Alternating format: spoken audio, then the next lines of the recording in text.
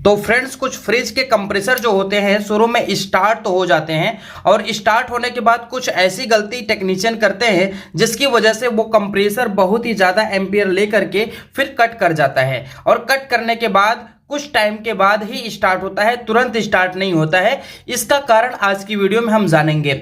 यहाँ पर आप देख पाएंगे यह है OLP और यहाँ पर रिले के राइट साइड में सप्लाई को लगा दिया गया है। ये कंप्रेसर बिल्कुल सही है, हम आपको चला करके दिखा देते हैं। नॉर्मल एम्पियर पे ये चलेगा।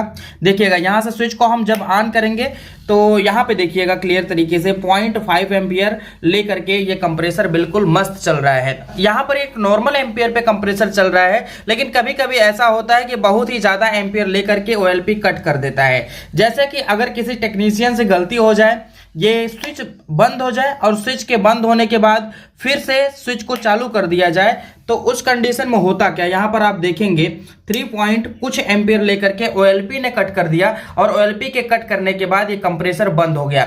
अब ये कंप्रेसर क्या कभी नहीं चलेगा? जी नहीं, बिल्कुल चलेगा कंप्रेसर, लेकिन कुछ समय के बाद चलेगा, क्योंकि अब इस टाइम पे जो हमारा करंट है वो बिल्कुल जीरो हो गया। करंट नहीं जा रहा है कंप्रेसर में, तो इस टाइम पे OLP हीट होके कट किया है तो वो ठंडा हो रहा है। और बाकी जो रिले हमारा है, रिले का जो डिस्क होता है, रिले के डिस्क के गर्म होने की वजह से सप्लाई हमारी रनिंग वाइंडिंग में सिर्फ पहुंच रही है, स्टार्टिंग वाइंडिंग में नहीं पहुंच रही है। फिलहाल की कंडीशन में सप्लाई किसी भी वाइंडिंग में नहीं पहुंच रही, जिसकी वजह से जो हमारा रिले है वो बिल्कुल आराम कर रहा है, ठंडा हो रहा है। और जब ये दोनों साथ में ठंडे हो जाएंगे तो OLP जब ऑन करेगी अपने आप को, तो जो हमारा कंप्रेसर होगा वो नॉर्मल एम्पियर पर दोबारा चलने लगेगा। देखिए अभी हम कुछ नहीं कर रहे हैं, स्विच भी ऑन है और OLP ने कट किया है। अब इसके बाद जो हमारा कंप्रेसर अभी कुछ देर में चलेगा तो वो नॉर्मल एम्पियर पे चलेगा।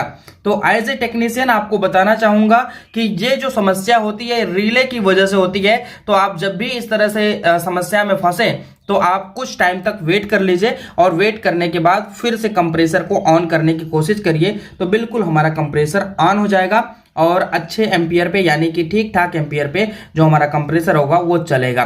तो क्लैंप मीटर लेकर जाना जरूरी है। देखिए OLP ने कट ऑन किया और कट ऑन करने के बाद ये जो हमारा कंप्रेसर है वो बिल्कुल नॉर्मल एम्पियर पर रन कर रहा है। 0.5 एम्पियर पहले भी ले रहा था, 0.5 एम्पियर अब भी ले रहा है।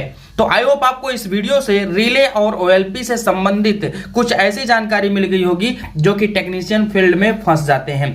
तो अगर आप ऐसे ही छोटी छोटी जानकारी जानना चाहते हैं तो आप हमारे चैनल को सब्सक्राइब जरूर कर लीजिए। धन्यवाद।